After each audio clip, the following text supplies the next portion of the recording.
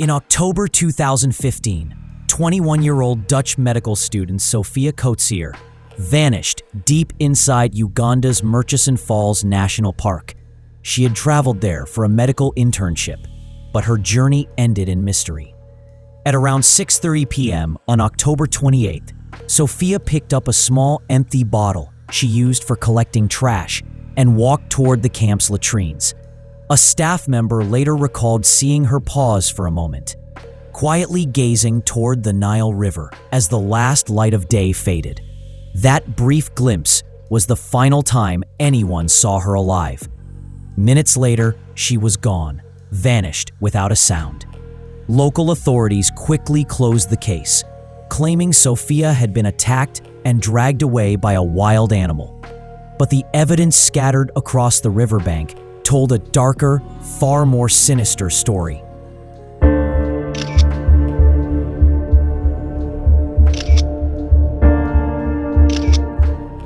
Sophia Isabella Frederica Koetsier was born on April 2, 1994, in Amsterdam, the Netherlands. She grew up in a close-knit family with her parents, Gerard and Maria, and two younger siblings. Friends described her as intelligent, empathetic, and full of energy. From an early age, Sophia showed talent in the performing arts, attending the Amsterdam Youth Theatre School. Later, her ambitions shifted toward medicine. She enrolled in university and worked part-time jobs to support herself, juggling studies with babysitting and handing out flyers. She excelled academically, earning her bachelor's degree in medicine and setting her sights on a specialization in tropical medicine, a field that matched her desire to help people and explore the world. Outside academics, she thrived in sports, playing basketball and hockey, and enjoyed running in Amsterdam's Vondelpark. Her adventurous spirit pushed her to seek experiences far beyond home. That drive took her to Uganda in August 2015 for an 8-week internship at Lubaga Hospital in Kampala. Sophia quickly made an impression. Colleagues admired her dedication and willingness to take on any task, from assisting in surgeries to cleaning floors. She embraced the culture, learned basic Luganda to connect with locals, and shared her daily experiences with her family. Children in the neighborhood adored her, often following her around just to be near her. Yet her life wasn't without struggle. At 16, Sophia was diagnosed with bipolar disorder. She managed it with medication and support, determined not to let it define her future. Despite challenges, she carried herself with optimism and curiosity. By October 2015, she had completed her internship, but wasn't ready to leave. Instead, she extended her stay, eager to see more of Uganda's landscapes and wildlife. After finishing her hospital work in late October 2015, Sophia chose not to fly home immediately. Instead, she extended her stay by 2 weeks to explore Uganda's natural beauty. On October 23rd, she joined 2 fellow Dutch students and a local guide for a multi-day safari across the country. The group's itinerary was ambitious: Fort Portal, Kadepo Valley National Park, Gulu, and Pakwach, before heading to their final destination, Murchison Falls National Park. Known for its dramatic waterfall on the Victoria Nile and dense wildlife, the park promised a once-in-a-lifetime experience. Traveling between sites, Sophia remained enthusiastic. She photographed landscapes, spoke with locals, and collected souvenirs. Though her companions later recalled moments of restlessness, nothing suggested she wouldn't complete the trip. The safari moved forward without major issues until the group reached Murchison Falls on October 28th. That afternoon, they took a boat ride along the Victoria Nile, observing hippos, crocodiles, and elephants. Afterward, they returned to the Uganda Wildlife Authority's Student Education Center, a simple camp with small cabins, shared latrines, and open common areas. It wasn't luxurious, but it offered shelter in the heart of the park. As the sun began to set, Sophia appeared calm and content. Around 6:30 p.m., she picked up a small empty bottle she used for collecting trash and walked toward the latrines. A staff member noticed her nearby, briefly gazing toward the river in the fading light. That was the last confirmed sighting of her. When she didn't return, her companions checked the latrines, then searched the camp. Minutes turned to hours, but there was no sign of Sophia. Within 15 minutes of realizing she was missing, they alerted rangers, and a search began in the darkness. The first hours of the search were frantic. Rangers swept the area with flashlights, while Sophia's friends tried a desperate tactic, playing her favorite song, Isabella by Sauti Sol, on repeat in their vehicle, hoping the sound might draw her back. The park quickly grew silent, broken only by the hum of insects and the rush of the river. There was no response. By 9 p.m., nearly 3 hours after she vanished, one of the students contacted her family in the Netherlands. Her mother, Maria, was immediately alerted and began preparing to travel to Uganda. That night, rangers continued searching on foot, but the dense vegetation and risk of predators made progress slow. At sunrise on October 29, the operation expanded. Rangers, police, and later the Ugandan military combed the surroundings. Helicopters flew overhead while boats patrolled the Nile. Around midday, a crucial clue surfaced. The small plastic bottle Sophia had carried was found roughly 5 meters from the riverbank. Its position raised troubling questions. Why would she walk toward the river at dusk alone? The terrain between the camp and the water was steep, covered in thick brush, and dangerous at night. Crocodiles, hippos, and elephants roamed the area. Yet there were no screams, no footprints, and no drag marks. The following day, October 30th, another disturbing discovery was made. Scattered about 50 meters from where the bottle lay were Sophia's belongings: a pair of hiking pants, a shoe, sunglasses, a torn banknote, and a souvenir bag. Pieces of fabric, believed to be from her pants, were caught in a tree branch nearly 5 meters above the ground. The way the items were spread out looked unnatural. Searchers insisted they hadn't seen them during the first sweep, suggesting they might have been placed there later. More puzzling was the absence of blood, tracks, or signs of a struggle. Survival experts later concluded the pants had been deliberately cut, not torn by an animal. Despite these inconsistencies, local authorities leaned toward a simple explanation. Sophia had wandered too close to the river and fallen victim to wildlife. It was an easy answer for a national park reliant on tourism, but one that ignored the unanswered questions. Her family, now on the ground in Uganda, pushed for answers. For them, the evidence pointed. By the morning of October 29th, the disappearance had escalated from a camp search to a full-scale operation. Rangers and soldiers combed the forest on foot. Dogs were brought in, and boats scanned the Nile's edges. Helicopters circled above, but every sweep came back empty. Sophia's family landed in Uganda quickly. Her mother, Maria, traveled straight to Murchison Falls, desperate to join the search. She had seen her daughter just weeks earlier in Kampala and could not accept the official line that Sophia had simply wandered off into the wilderness. Authorities, however, leaned heavily on the theory of an animal attack. It was convenient. The park was known for crocodiles and hippos, and accidents were not unheard of. But that explanation clashed with the evidence. No blood, no drag marks, no clothing torn the way predators would shred fabric. The items found near the river appeared suspiciously staged. Experts began questioning the scene.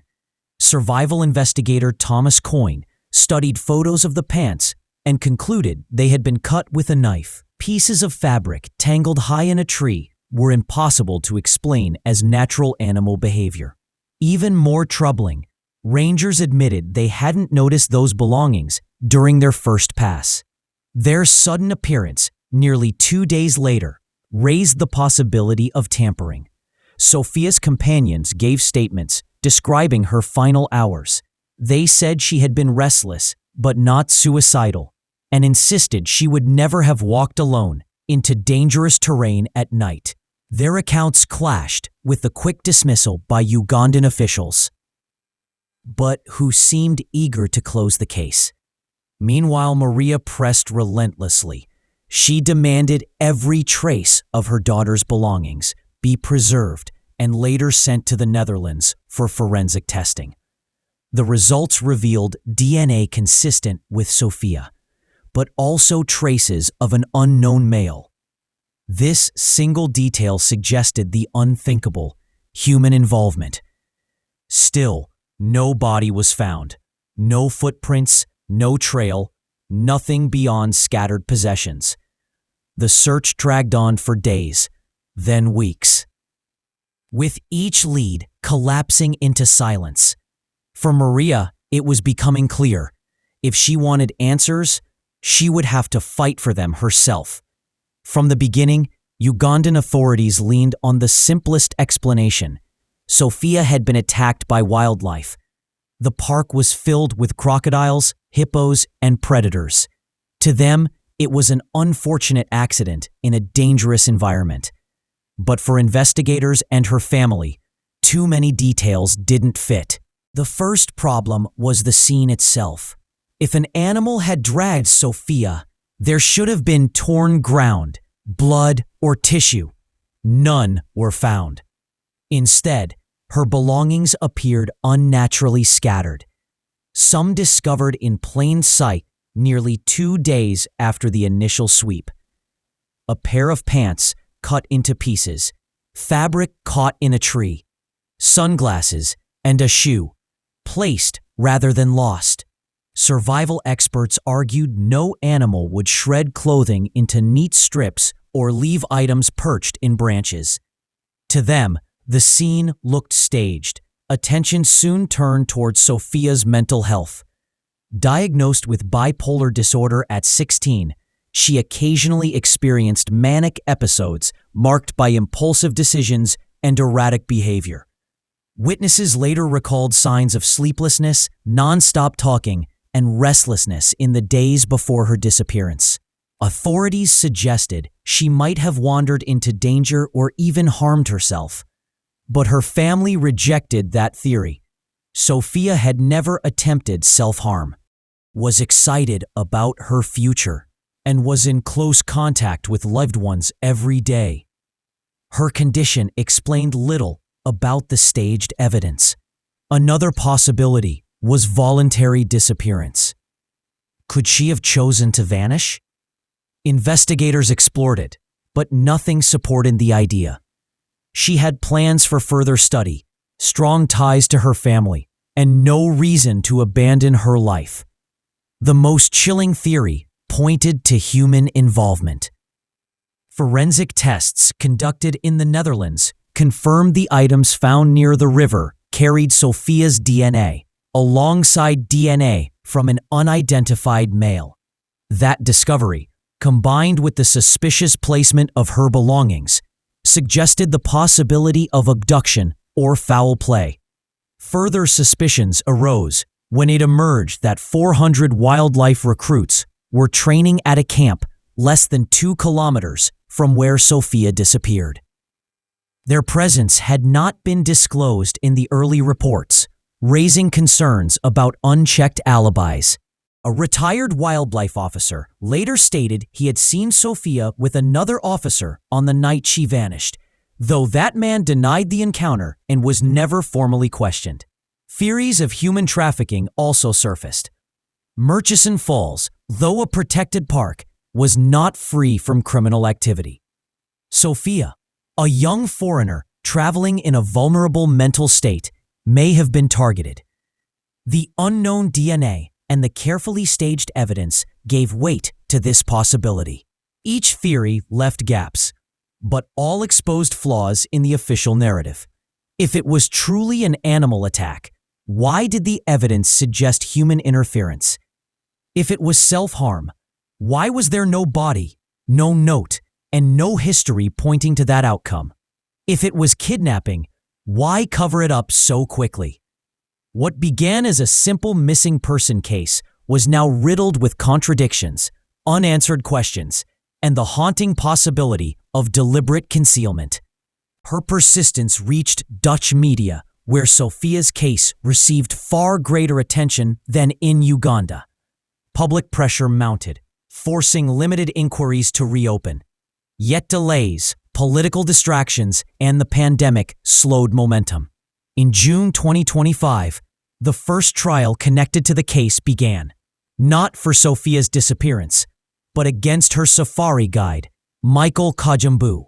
He had been operating without a valid license, a factor officials argued reflected negligence.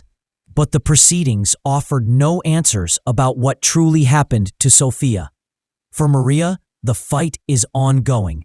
She continues fundraising, hiring private investigators, and demanding DNA comparisons. Nearly a decade later, she is still searching for the truth about her daughter's fate. Almost a decade later, the truth about Sophia's disappearance remains hidden. Was she really taken by a wild animal, as Ugandan authorities insisted? Or was the scene staged to protect someone or something far more sinister? The unanswered questions are chilling.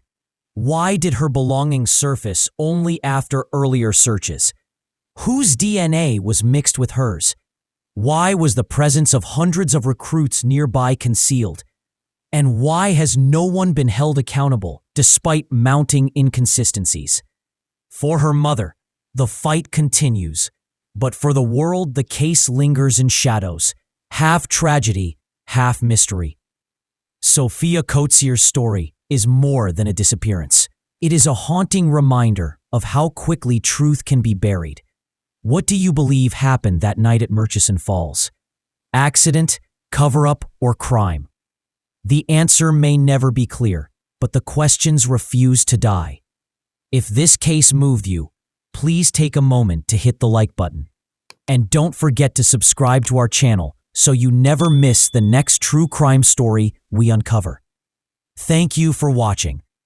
See you in the next video.